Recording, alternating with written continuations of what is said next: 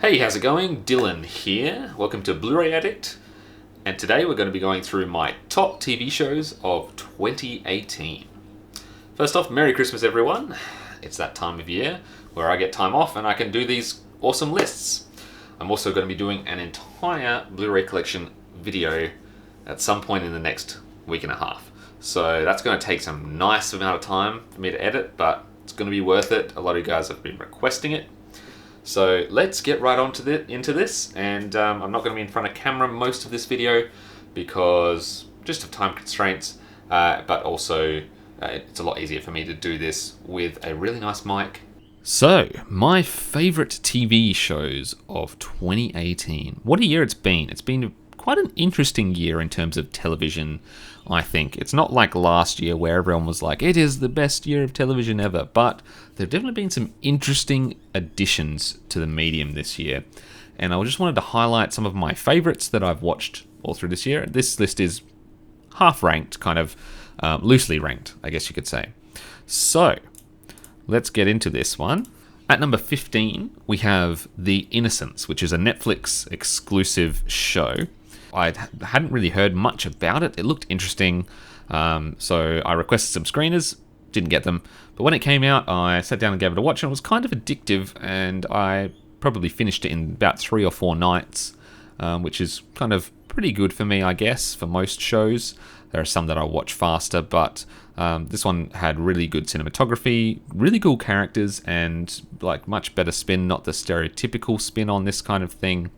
And it's an interesting world. I'll be interested to see where it goes from here for season 2 because it ends on a bloody big cliffhanger. So go check that out. I believe it's on Netflix. Next at number 14, we have Orange is the New Black season 6. Pretty self-explanatory. I'm a big fan of this series. Definitely not as good as some of the earlier series, but I thought it was a step up from season 5. So better quality. It'll be interesting to see what they do with season 7. Considering how this one left things. Definitely be a kind of a bit of a change for the series, which could be a little breath of fresh air for the final season. At number 13, we have Travelers Season 3. Now, Travelers is a show that I really love. It's by Brad Wright, who was one of the producers on Stargate SG-1, I believe, or a couple of the Stargate shows. And I follow pretty much the careers of all of the people who worked on that because I love the show so much, and my wife does as well. Travelers is a Netflix exclusive, and it's about kind of time-traveling agents who kind of override their hosts, like the people in the past, just as they're about to die. And it's a really cool concept. Really loved season 1 and 2. Season 3, as an example of how much I loved it, it dropped a few weeks ago, or a week or so ago, and I literally finished in 2 nights. And I have kids, so that's pretty damn fast for me. Really love the show. All the characters are great. Acting. It'll be interesting to see if it gets renewed for a season 4. Time will tell. Definitely go check it out if you're a fan of sci-fi in general. Really cool. At number 12, we have Westworld Season 2. I was a big fan of Westworld Season 1. Season 2 wasn't as good as Season 1, I thought, but I still liked it a lot more than other people seemed to. I really liked the concepts, and I love the different timelines interweaving. It didn't work as well as the first season, but it had really cool last couple of episodes, and the episode that's set in the Japanese area was really, really well made. At number 11, we have Altered Carbon, which, again, a lot of people didn't like this show, but I think it was really cool. Example of a high-budget sci-fi series from Netflix. Supposedly very expensive series to make. I love the visuals in it, and it is just such a beautiful show. And I'm really a big fan of all the actors involved, so I thoroughly enjoyed myself with this series. At number 10, we have The Expanse Season 3. So I'm a huge fan of The Expanse. It is probably my favorite sci-fi television show, obviously after Battlestar Galactica 2003/4. And it is such a cool show. Like, I was really glad Sci-Fi made this. Obviously now it's going to Amazon for season 4, but season 3 was really good. I'm really interested to see where it goes. I haven't read the books, so I'm completely blind basically. The visual effects are top notch, and they're probably going to be even more top notch now that Amazon has their hands on it because of more money. So can't wait for season 4. If you're looking to get your Battlestar fix, definitely Expanse season 3 or season 1, 2, and 3 are something to watch. Next up at number 9, we have Ozark season 2, which is obviously Jason Bateman's little baby.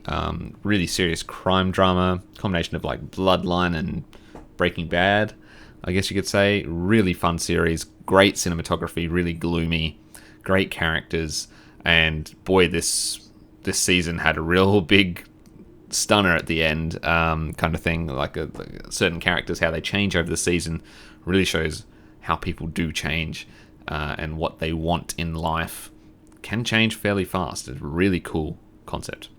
At number 8, we have The Man in the High Castle season 3, which is a really cool series from Amazon. I was only made aware of this series last year, and there was a massive gap between season 2 and 3, but 3 came out this year, and it was glorious. I love anything alternate history.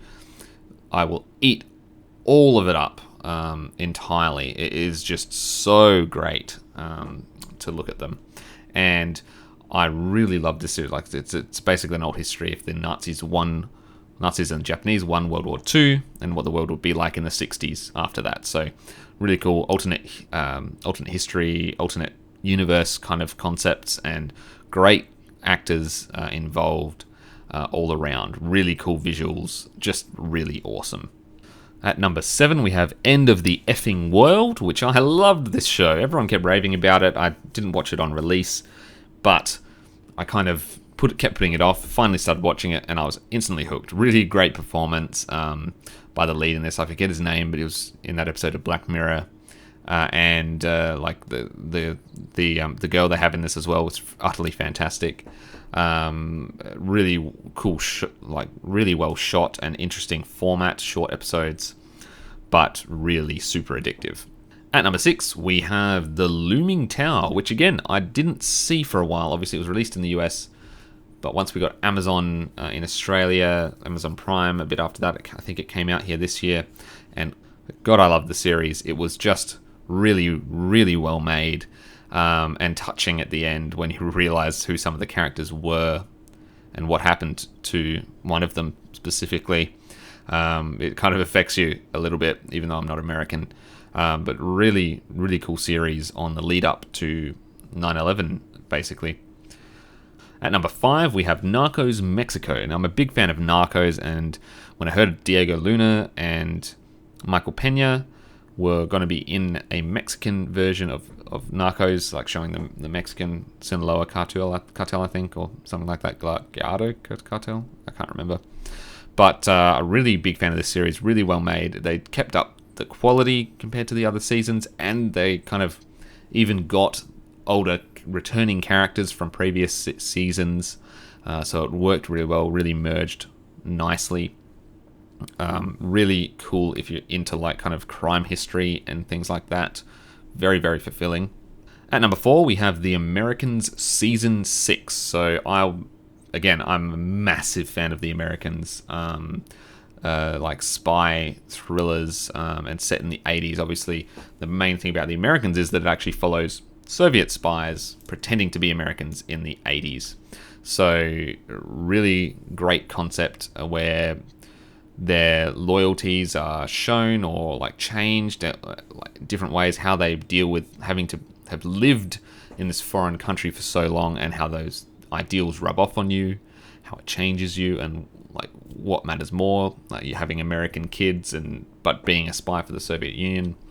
Really cool stuff, and utterly fantastic performances by Kerry Russell, Matthew Rhys, just awesome. At number 3, we have Homecoming, which was a really big surprise. I had no idea this series existed or it was coming on Amazon until I got sent some screeners, and it's really, really cool series by the creator of Mr. Robot, so instantly you're interested, right? And wow, this was good. It stars Julia Roberts and Bobby Cannavale, as well as a few other people that are pretty recognizable. This series really, it's an 8-episode miniseries, and it kind of plays with aspect ratios, which I love when stuff does this in an interesting way. At first, the aspect ratios, you assume the reason why there's different aspect ratios, which is pretty normal. Like, you assume it and you think, oh, it's similar to this other show or show or movie that's done it this way before. And you assume that for about half the series until suddenly you realize that it's not the case. And I loved that fact. That it kind of blew your mind as to why they were using different aspect ratios. There's 3 different aspect ratios in this series. There is 16:9. There is 1:1, which you don't see hardly anywhere in TV. And there's also 239:1 CinemaScope. A little bit of it. And the way these play together, it's all shot anamorphically, by the way, but the way it works, the way everything's framed, changes based on that aspect ratio, and it works perfectly.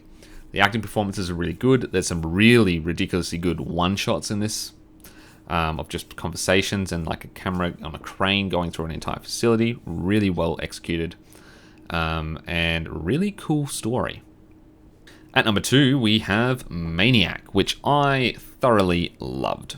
I'm not going to say anything else about that. It's such a cool series. Jonah Hill, Emma Stone, directed by Cary Fukunaga, who, I hope I said his name right, but he's one of my favorite up-and-coming TV directors. And boy, this film was really damn cool. And he's got the job for directing the next Bond film now, so that's even insane. That shows you how cool this is. This has such a cool style, like 80s, like retro modern style, kind of as if an alt history where technology kind of was all based on stuff from the 80s and still looks kind of like it. Really cool concepts and really fantastic performances. It's hard to explain what happens in this, so go watch the trailer. Obviously, you're probably seeing it on screen right now, but really cool stuff. And my number 1 TV show for 2018 is Sharp Objects. I think this will be probably a lot of people's number 1 of this year in terms of TV shows. But the moment I started watching the first episode, in the first 5 minutes, the way it's edited together grabbed me instantly, and it was a joy to watch. Superbly edited, superb cinematography, and fantastic performances. It's got the sound design that I like in a lot of TV shows, like Ozark has it, where it's very delicate sound. You hear every little scratch and like shuffle on the floor, like with pants shuffling and all this. It feels very like an audio experience combined with the visual.